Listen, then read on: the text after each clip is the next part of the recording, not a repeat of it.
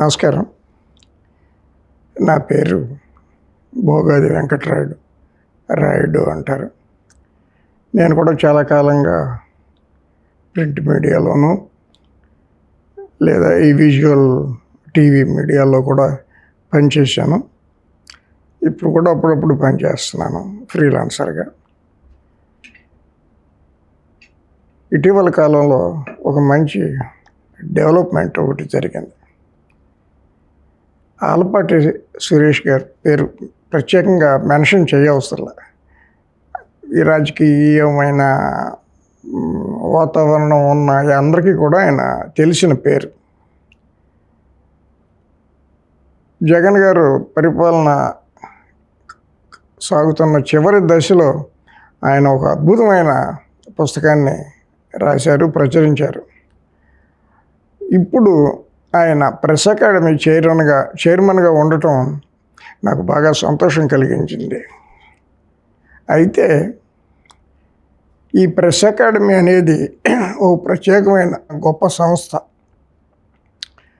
ఫిబ్రవరి 24, 1996లో ఇది జీవం పోసుకుంది.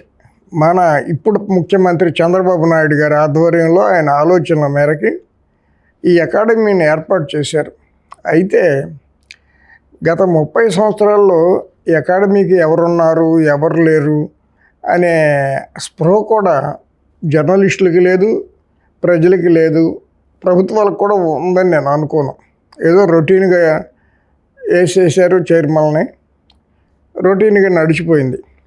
కానీ ఈ రోజున ప్రెస్ అంటే, మీడియా అంటే సమాజంలో ఒక గౌరవం అంటూ ఏమీ ఉండటానికి అవకాశం కనపడని పరిస్థితుల్లో సురేష్ గారు ప్రెస్ అకాడమీ చైర్మన్ అవటం ఒక సవాలు లాంటిది అనేది నేను అనుకుంటున్నాను. అసలు ప్రెస్ అకాడమీ అంటే ఆయనకున్న అవగాహన ఏంటి, ఏం చేయాలని అనుకుంటున్నారు, ఎవరి సహకారం తీసుకోవాలని అనుకుంటున్నారో ఆ కృషిలో భాగంగా ఈ వివరాలన్నీ ఆయన్నే అడుగుదామని అనిపించి all the way from Hyderabad నేను వచ్చాను. నమస్కారం సురేష్ గారు. నమస్కారం రాయుడు గారు. ప్రెస్ అంటే అసహ్యం వేసే పరిస్థితులు వచ్చేసినాయి సమాజంలో. ఒక్కొక్కరిని చూస్తుంటే వాళ్ళు పైరవీకారులా, జర్నలిస్టులా, అసలు ఏంటి అనేది తెలియట్లేదు. సో ఈ మురికిని, ఈ కాలుష్యాన్ని గతంలో ఎప్పుడు ఇంత లేదు కదా. మీరు కూడా 35 ఇయర్స్ నుంచి, మోర్ దాన్ 40 నుంచి మీడియాలో ఉన్నారు. అసలు ఇంత దరిద్రం, ఇంత కాలుష్యం ఎప్పుడూ లేదు.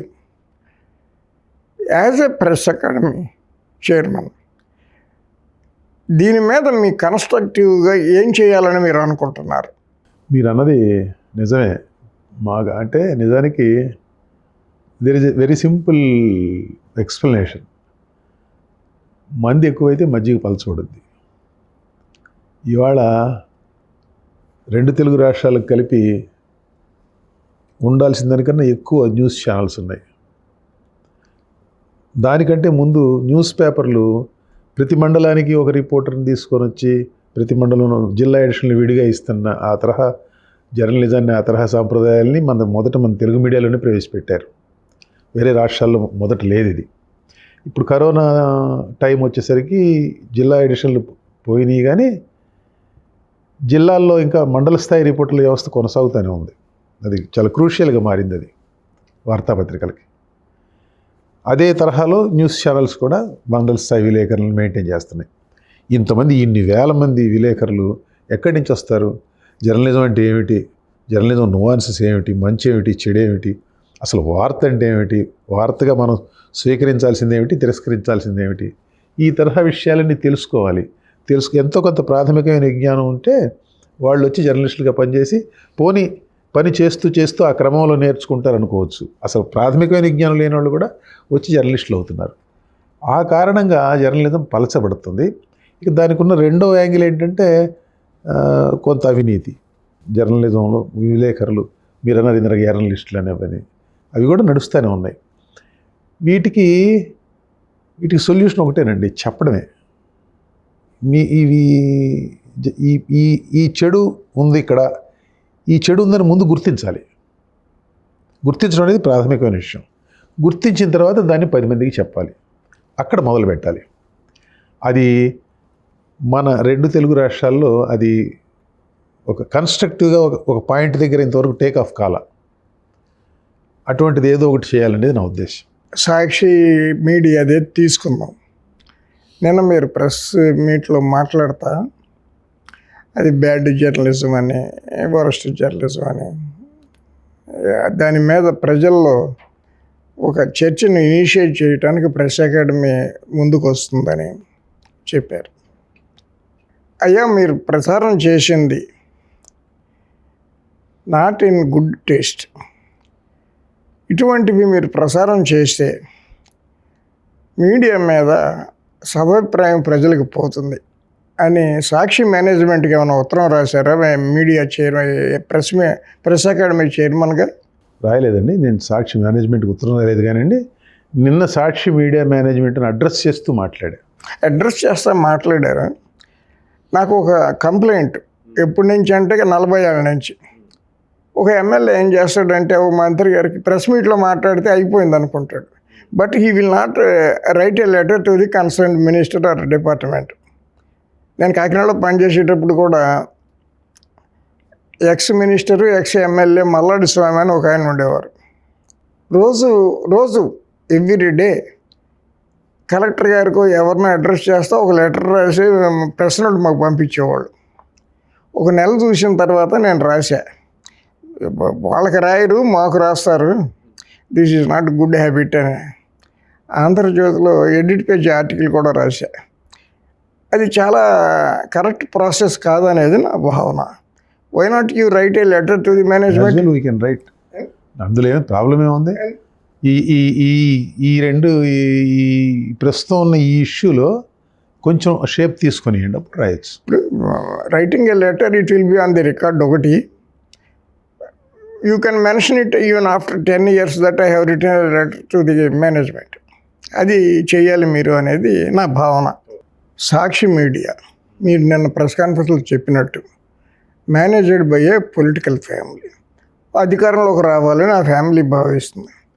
వాళ్ళు అనుసరించే అనేక పద్ధతుల్లో మీడియా ఈ స్లాండరస్, ఈ బురదని ఇప్పుడు అధికారంలో ఉన్న వాళ్ళ మీద జల్లటం అనేది ఒక ప్రధాన వ్యాపకం. దాంట్లో భాగంగానే చెప్పుంటారు, కానీ ప్రత్యేకంగా ఎవరికి అంత చెప్పాలనే కాన్షియస్ ఉంటుందని నేను అనుకోను. ఒక పర్టికులర్ ప్లేస్ని ఏదో అట్రిబ్యూట్ చేసి మాట్లాడటం అనేది జస్ట్ లైక్ దట్ జరిగింది అని నేను అనుకోను. ముందు డిస్కస్ చేసి ఉంటారు హయ్యర్ లెవెల్స్లో, వాళ్ళు ఏం బురద చల్లాలి అనేది వాళ్ళు ప్లాన్ చేసి ఉంటారు. ఇదైతే బాగుంటుందని ఏకాభిప్రాయం వచ్చి ఉంటుంది. ఇతను యాంకర్ చెప్పటం కంటే డిస్కషన్లో పాల్గొన్నవాడు చేత చెప్పించడం బెటర్ అనుకుని ఉంటారు. ఇతను చెప్పాడు నేను అనుకుంటున్నా. అతని ఫేషియల్ ఫీలింగ్స్, బాడీ లాంగ్వేజ్ అవి చూస్తే they have used this man to talk like that అనేది నా భావన. వాళ్ళని మీడియా లాగా కన్సిడర్ చేయటం గవర్నమెంట్కి కానీ ప్రెస్ అకాడమీకి కానీ కరెక్ట్ కాదనేది నా భావన. మీరేమంటారు? వాళ్ళు మీడియాలాగా కన్సిడర్ చేయడం కరెక్ట్ కాదంటే మీడియాలాగా కన్సిడర్ చేయకపోవటం అంటే ఏంటి, చేయటం అంటే ఏంటి?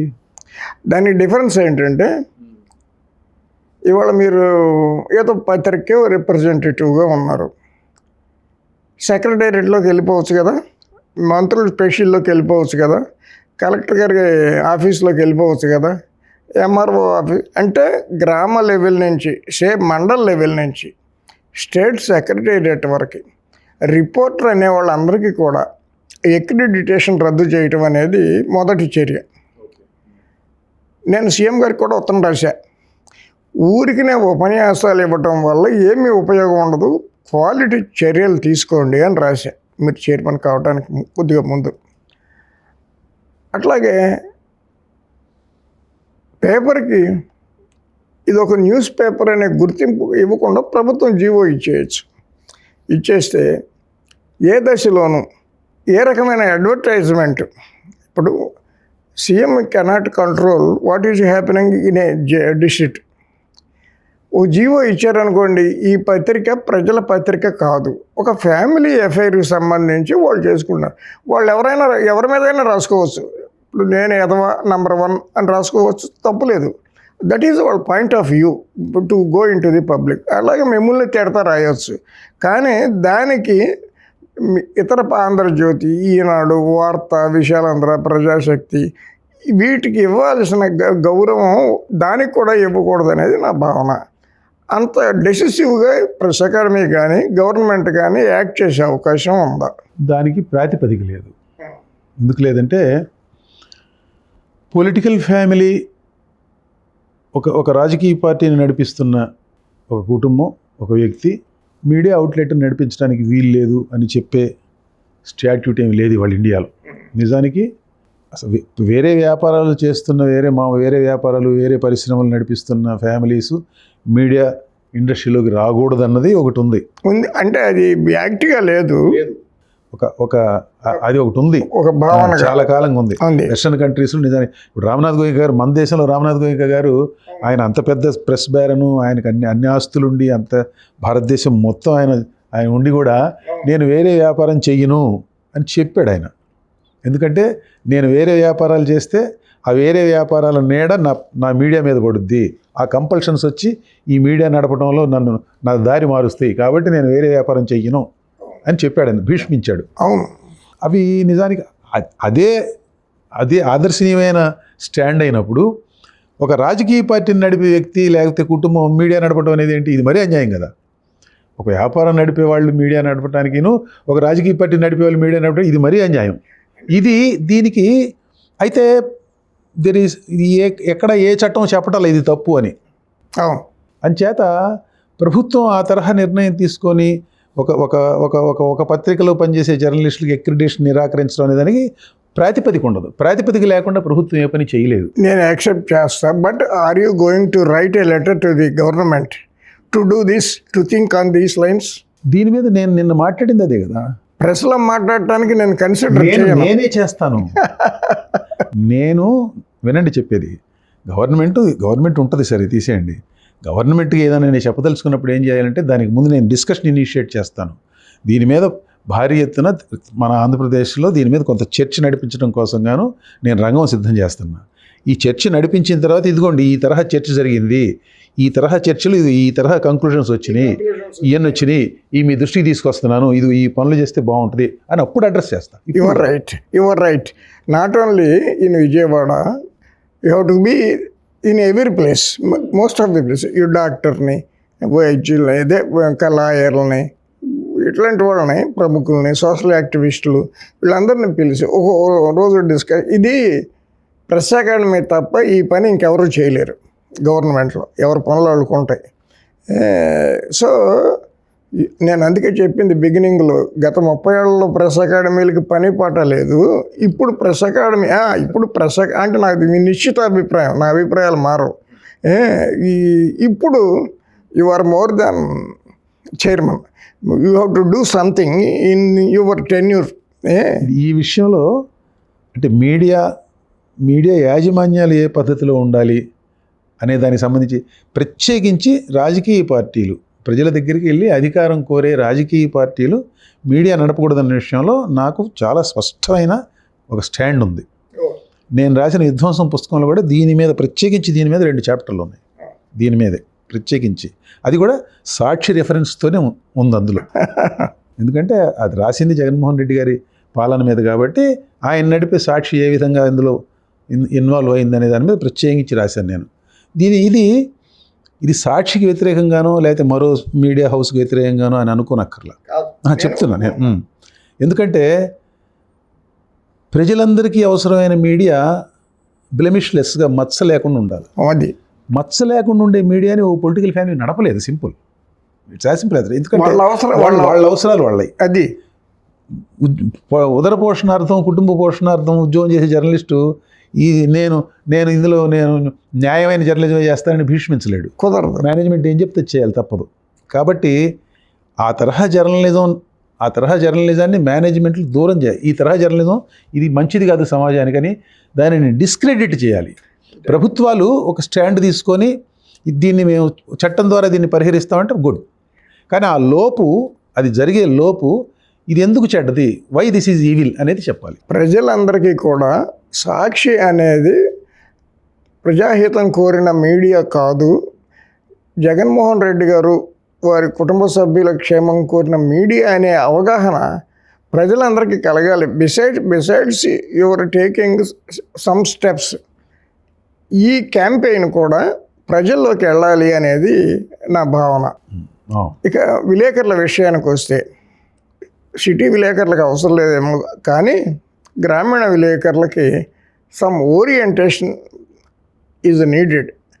ఆ ఓరియంటేషన్ ప్రెస్ అకాడమీ కాకుండా, ఎందుకంటే ప్రెస్ అకాడమీకి అది మెయిన్ పని కాదు, ఒక రకంగా ఈ కుళ్ళును కడగటం మెయిన్ పైన, వాళ్ళని ఎడ్యుకేట్ చేయటం సెకండరీ.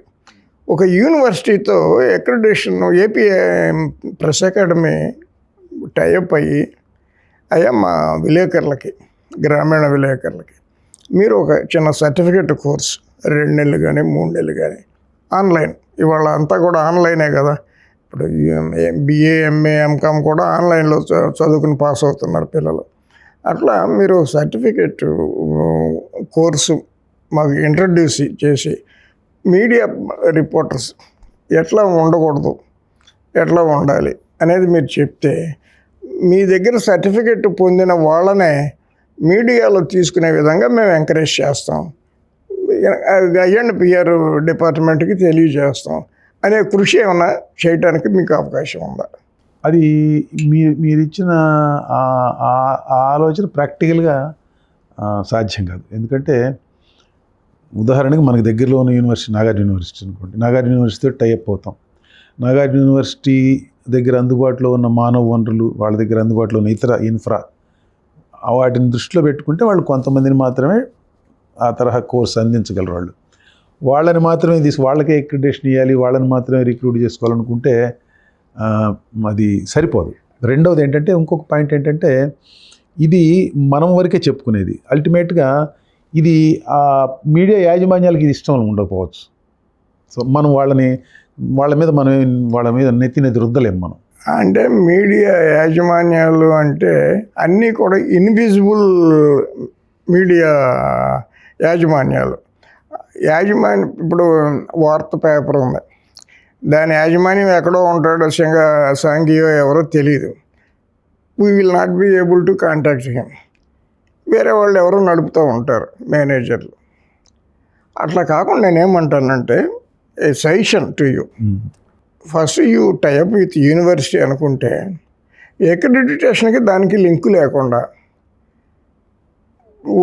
పిల్లలకి ఓరియంటేషన్ ఇస్తే, జర్నలిస్టులకి, ఒరే నువ్వు పోయి నాగార్జున యూనివర్సిటీ కోర్స్కి అటెండ్ అయ్యి సర్టిఫికేట్ తెచ్చుకో, నీకు భవిష్యత్తులో ఉపయోగపడుతుంది. అంటే ఉద్యోగం తీసేయమంటారు, లేకపోతే అవి ఉన్న వాళ్ళకి ఇవ్వమని కూడా మనం అనలేం. ఎవరి ఇంట్రెస్ట్ కొద్దీ వాళ్ళు విలేకరులను పెట్టుకుంటారు. నువ్వు కొంతకు పోస్తున్నావు అంటే నేను కొంతకు తాగుతున్నాను అన్నట్టుగా ఉంటాయి వాళ్ళ రిలేషన్స్. 50,000 అడ్వర్టైజ్మెంట్ చేస్తానండి వారానికంటే ఇచ్చేస్తారు. ఇవాళ ప్రెస్ వాళ్ళు వార్తలు రాయట్లేదు, జిల్లాల్లో ఊరిమే పడిపోయి అడ్వర్టైజ్మెంట్లు వసూలు చేసుకుంటున్నారు.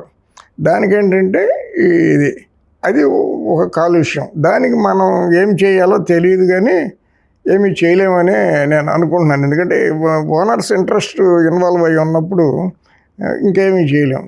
కానీ ఈ మీడియా గౌరవాన్ని పెంపొందించడానికి మీరు బాగా గట్టిగా కృషి చేయాలనేది నా భావన. నాగార్జున యూనివర్సిటీ తోటి ఆల్రెడీ ప్రెస్ అకాడమీకి, మీడియా అకాడమీకి ఒక టైఅప్ ఉంది. ఒక డిప్లొమా కోర్స్ ఒకటి నిర్వహిస్తూ వచ్చారు. నేను బాధ్యతలు స్వీకరించిన తర్వాత పోయినసారి జరిగిన డిప్లొమా పరీక్షలకు సంబంధించి కొంతమంది ఆ పరీక్షల్లో వాళ్ళు ఉత్తీర్ణులు కాలేదు, వాళ్ళకి మళ్ళీ ఎగ్జామినేషన్ మనం కండక్ట్ చేయాల్సిన అవసరం ఉందండి, ఒకసారి నాగార్జున యూనివర్సిటీ వాళ్ళతో మాట్లాడాలని చెప్పారు మా ఆఫీస్ స్టాఫ్. అది ఏమిటి ఎగ్జాక్ట్గా ఎటువంటి లైన్స్లో ఉంది, అది డిప్లొమా మంచి అంటే చెడు నేను ఇంకా చూడలేదు. అది చూసి అది ఎట్లా నడుస్తుంది, ఏ లైన్స్ నడుస్తుంది అనేది చూసి దాన్ని ఇంకొంచెం మంచిగా ఏమన్నా చేయొచ్చా, అదే సరిపోతుందా అనేది ఒకసారి ముందు పరిశీలించాలి. దానితో అది కాక మొత్తం ఫీల్డ్లో వెళ్ళి రాష్ట్రం మొత్తం అంతా తిరిగి ఓరియంటేషను, రీఓరియంటేషన్ క్లాసెస్ ఎప్పటికప్పుడు చేయటం అనేది ప్రెస్ అకాడమీ ప్రాథమిక బాధ్యత. అది ఎటు చేస్తాం. ఇంకోటి ఏంటంటే ఒక 10 మంది సీనియర్ జర్నలిస్టులు అంటే who are still active in the profession. అసలు actual as a matter of fact senior journalist అనే పదం లేదు అసలు. అడ్వకేట్స్కే ఉంది సీనియర్ అడ్వకేట్ అని, అది డిజిగ్నేషన్, నామినిక్లేచర్. ఇది మనం ఏంటంటే ఒక 10 ఏళ్ళు పెన్నబుచ్చుకుని అటు ఇటు తిరగగానే ఇక వెంటనే సీనియర్ జర్నలిస్ట్ అని పెట్టేసుకుంటున్నారు. సరే, అందుకని ఏంటంటే ఒక మంచి జర్నలిస్టుని కొంచెం ఓరియంటేషను. ఇప్పుడు ఆర్వి రామారావు గారు ఉన్నారు, is a very good teacher, Visalandhra editor. అట్లా మంచి స్టాఫ్ ఉన్నారు. వాళ్ళని కూడా మీరు ఇప్పటి నుంచో అది ప్రెస్ అకాడమీ ట్రాక్ రికార్డ్ అదండి. దాన్ని మీరు రీయాక్టివేట్ గట్టిగా చేయాలనేది నాకు భావన. ఏదన్నా చేయండి, మీడియా గౌరవం కాపాడండి. మీడియా గౌరవం కాపాడదాం. Thank you. అది అంటే జస్ట్ ప్రెస్ అకాడమీ చైర్మన్ కాదు, you have to be a worker. That is my opinion. True. Thank you.